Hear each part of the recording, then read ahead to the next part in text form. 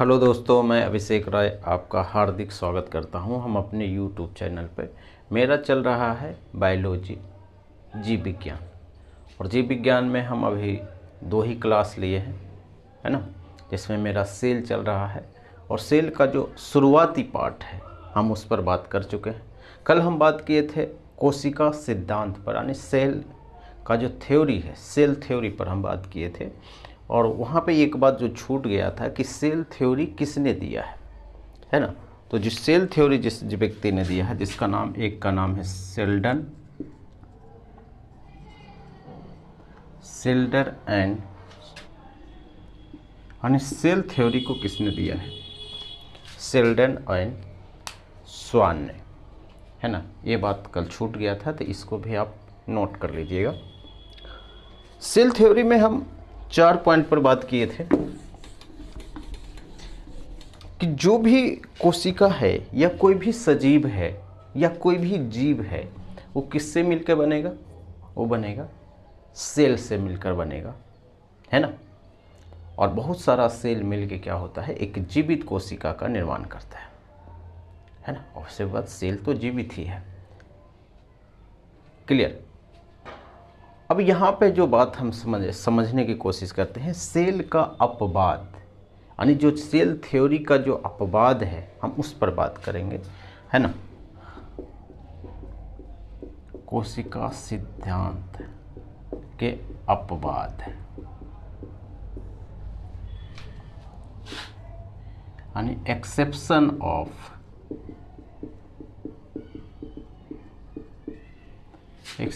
Of cell theory, यही है। यानी जो सेल थ्योरी में नहीं आता है। सेल थ्योरी में क्या क्या आता है हम उस पर बात कर लिए थे कि जब भी कोई जीव होगा उसके अंदर सेल होगा ही होगा, यानी सेल के बिना जीवित कोशिका का जो निर्माण है वो हो ही नहीं सकता है, जैसा कि आप पहले भी पढ़ चुके हैं। लेकिन एक चीज़ है, इसका नाम है, अब बाद में हम पढ़ेंगे, वो है वायरस। नाम सुने होंगे आप, वायरस, विषाणु।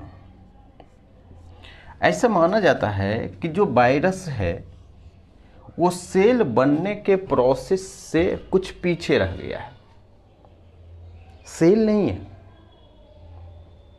ध्यान रखिएगा, सेल बनने के प्रोसेस से कि कुछ पीछे रह गया है। यानी अगर सेल नहीं है तो क्या है? वो निर्जीव है, वो नॉन लिविंग है। अगर जो सेल है, हम पढ़े हैं ना, जीवित सेल, एक होता है मृत सेल। तो अगर निर्जीव है, यहाँ पर समझना है कि वायरस जो है वो है नॉन लिविंग एंड लिविंग के बीच वाला पार्ट है, यानी इसको बोलते हैं, यहाँ पार्ट है, कनेक्टिंग पार्ट है। अब इसी को थोड़ा सा समझना है।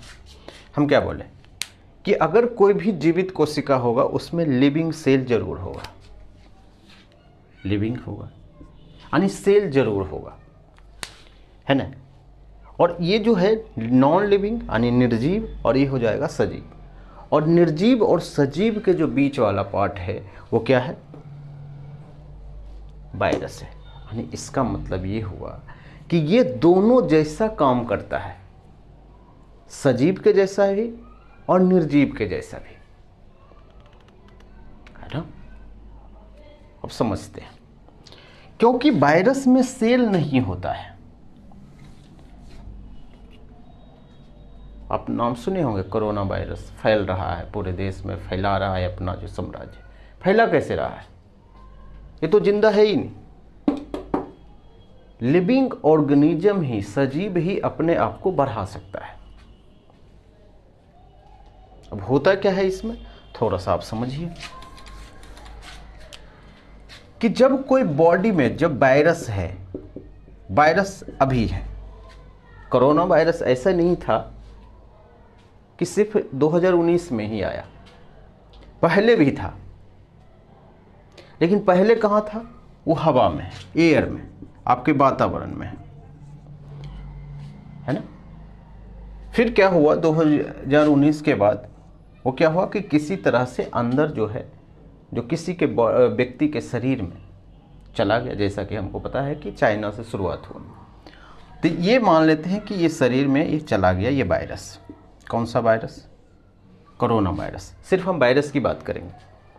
और इस वायरस में अपना शरीर जो है इस इंटर कर लिया बॉडी में, और जब ये बॉडी में इंटर कर लिया और जिस एरिया में इंटर किया, इसको हम बोलते हैं होस्ट सेल, है ना। जिस बॉडी से शुरुआत हो रही है, अपने आप को बढ़ा रही है, उसको हम बोलते हैं होस्ट सेल, ठीक है। यानी होस्ट सेल हम उसको बोलेंगे कि वैसा सेल, वैसा ह्यूमन सेल जहाँ पर क्या है कि कोई भी वायरस के लिए पनपने का इन्वायरमेंट मिल जाता है, अपने आप को बढ़ा सकता है।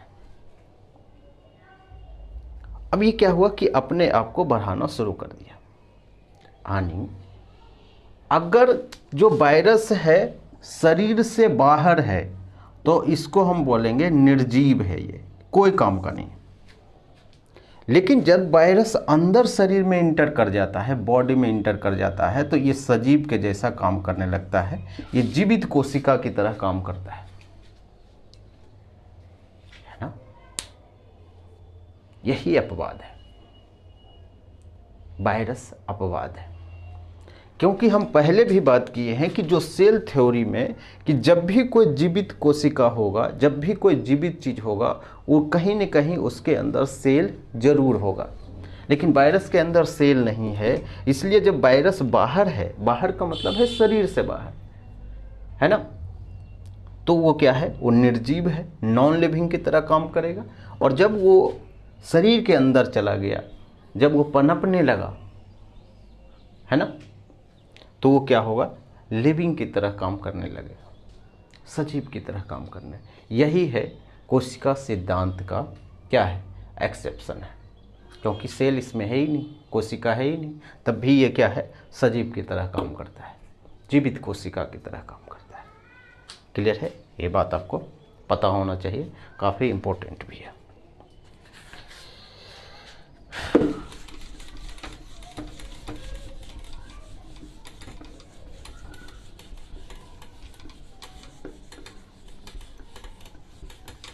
अब जो सेल है, सेल के बारे में कुछ की पॉइंट है। सेल के बारे में हम लगभग बात कर चुके हैं। सेल के बारे में थोड़ा सा कुछ पॉइंट अब बचा हुआ है, उसके बारे में हम जान लेते हैं, है ना। की पॉइंट,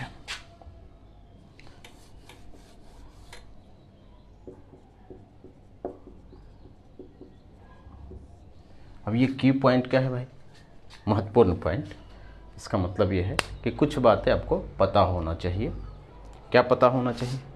पहला चीज़ तो यही है कि स्मॉलेस्ट सेल, यानी सबसे छोटा सेल जो पूरा यूनिवर्स में है, वो किसका है। ये सवाल आता है कि सबसे छोटा सेल किसका है ना। तो ये आ सकता है कि स्मॉलेस्ट सेल ऑफ यूनिवर्स, यानी पूरे ब्रह्मांड में जो है वो सबसे छोटा सेल किसका है, यानी पूरे ब्रह्मांड की सबसे छोटी कोशिका कौन सी है। ये भी लिख देते हैं, पूरे ब्रह्मांड के सबसे छोटी कोशिका। तो हम जैसे पहले भी बोले, वह है बैक्टीरिया। सबसे पहले इसी का खोज किया है ना। या बैक्टीरिया को अगर इसका जो बायोलॉजिकल नाम आप लिखेंगे तो इसका नाम है माइकोप्लाज्म।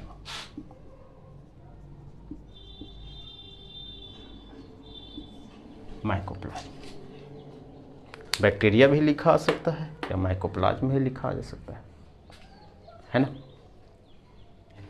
और ये जो बैक्टीरिया है इसको बोला जाता है joker of plant and animal cell. Joker of plant and animal cell. अब आपको पता है ना कि जोकर का क्या काम है, अपना कपड़ा बदलना ताकि लोगों को हंसा सके, तो हमको सिर्फ यहाँ हंसाने वाला काम ही नहीं करता है ना। अब आपको ये चीज़ समझना है, अब अपने आप को बदल रहा है लगातार, है ना। Joker of plant and animal cell. Bacteria क्या होता है, अब आपको समझना है कि एनिमल सेल और प्लांट सेल में बेसिक अंतर क्या है। कि अगर आपसे पूछे, ये सवाल आता भी है, हम आगे पढ़ेंगे भी है, कि प्लांट एंड एनिमल, ये मान लेते हैं सेल है, प्लांट में हम पढ़ रहे हैं, ये सेल है, और ये अंदर जो होता है इसका न्यूक्लियस होता है, ठीक है। और ये है एनिमल में है, ये न्यूक्लियस है और ये प्लांट। ये जो बाहर वाला जो पार्ट है इसको बोलते हैं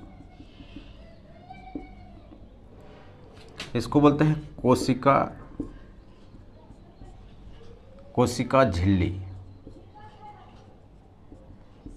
और इसका जो बाहर वाला पार्ट है इसी को हम बोलते हैं कोशिका झिल्ली, इसको भी बोलते हैं। लेकिन इसमें एक बेसिक अंतर होता है, इसमें एक जो बाहर होता है ये वाला जो पार्ट है इसको बोलते हैं सेल बॉल। सेल बॉल का मतलब क्या है, कोशिका की दीवार। बॉल का मतलब क्या होता है, दीवार, बाउंड्री। यानी कि प्लांट सेल और एनिमल सेल में जो बेसिक अंतर है वो है सेल बॉल का। सेल बॉल इसमें है प्लांट में और एनिमल में नहीं है, जो आपको दिख रहा है ना। तो यदि हम बैक्टीरिया की बात करेंगे तो अगर हम बैक्टीरिया को रखेंगे अगर प्लांट सेल में तो उसमें सेल बॉल होगा नहीं, और यदि हम रखें एनिमल में तो इसमें सेल बॉल नहीं होगा, बाकी सब चीज़ होगा, है ना। सिर्फ आपको बेसिक चीज़ें पता होना चाहिए, सिर्फ आपको अभी सेल बॉल पर ध्यान देना है, कोशिका दीवार पर बनाना।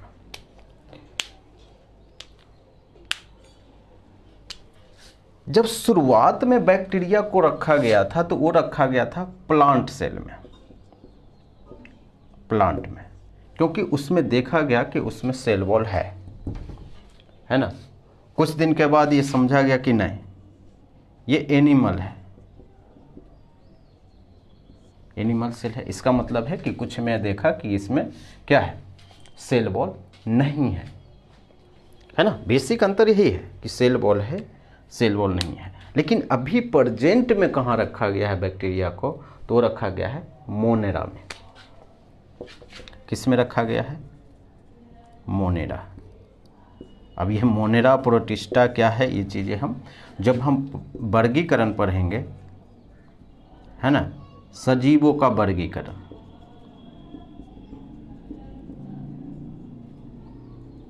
तब हम इस पर बात करेंगे। फिलहाल आपको ये चीज़ ध्यान रखना है कि जब शुरुआत में बैक्टीरिया को खोजा गया तो उसको रखा गया था प्लांट में ही, और लेकिन उसके बाद क्या है, एनिमल में, और फिर क्या अभी प्रेजेंट में किस में है, वो है मोनेरा वाला में, है ना। ये चीज़ है।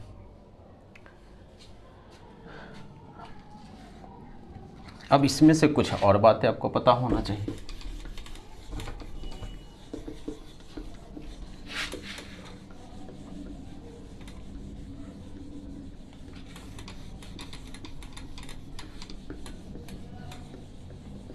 अगर सेल बॉल है, सेल बॉल है तो क्या है, प्लांट है, और सेल बॉल किस में है, बैक्टीरिया में। अभी हम बैक्टीरिया के बारे में ही पढ़ रहे हैं, है ना। तो यदि सेल बॉल है ना, और यदि सेल बॉल नहीं है, तो अगर हम बात करें कि सेल बॉल है तो बैक्टीरिया को किस में रखेंगे, प्लांट में, और अगर सेल बॉल नहीं है तो बैक्टीरिया को कहाँ रखेंगे, एनिमल में। बेसिक अंतर यही है। लेकिन अगर मान लेते हैं कि सेल बॉल है, तो सेल बॉल रहते हुए यानी प्लांट के रहते हुए सबसे छोटी कोशिका कौन है ना। ये चीज़ें आपको पता होना चाहिए, है ना। तो सबसे छोटी कोशिका,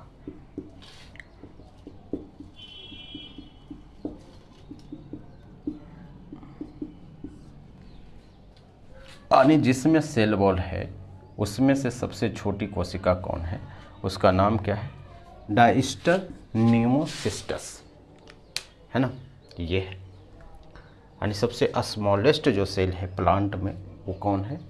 डायलिस्टर नियोनोसिस्टस, है ना, ये चीज़ है। और अगर पूछते कि पूरे ब्रह्मांड की सबसे लार्ज कोशिका किसकी है, तो वो कौन होगा? कि तीसरा है कि पूरे संसार का सबसे बड़ी सेल तो है स्ट्रेच सेल, यानी शुतुरमुर्ग, शुतुरमुर्ग,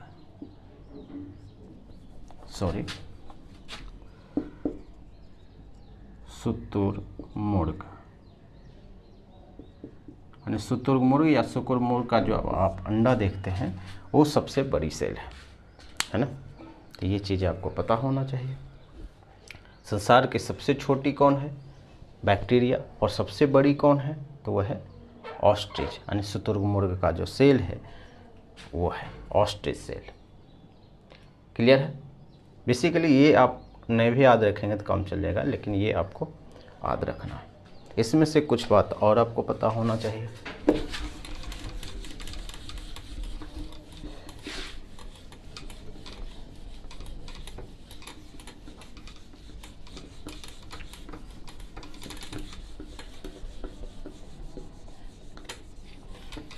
हम दो चीज़ पढ़ लिए कि संसार की जो सबसे छोटी सेल है वो है बैक्टीरिया या माइकोप्लाज्मा, और सबसे बड़ी कौन है? वो शुतुरमुर्ग का जो सेल है वो है। क्लियर है? अगर बॉडी की बात करें कि सबसे जो ह्यूमन बॉडी में जो है ना, यानी longest cell of human body वो कौन है? Longest cell of human body, है ना, सबसे बड़ी, तो वो कौन है? यानी सबसे लंबी जो है वो है दिमाग वाली, जो न्यूरॉन होता है ना, वो है तंत्रिका कोशिका, यानी ब्रेन सेल। और ब्रेन में क्या होता है? न्यूरॉन होता है, न्यूरॉन, या इसी को हम बोलते हैं तंत्रिका कोशिका। ये सबसे लंबी होती है। एक तो ये आपको पता होना चाहिए, है ना। और स्मॉलेस्ट कौन होती है?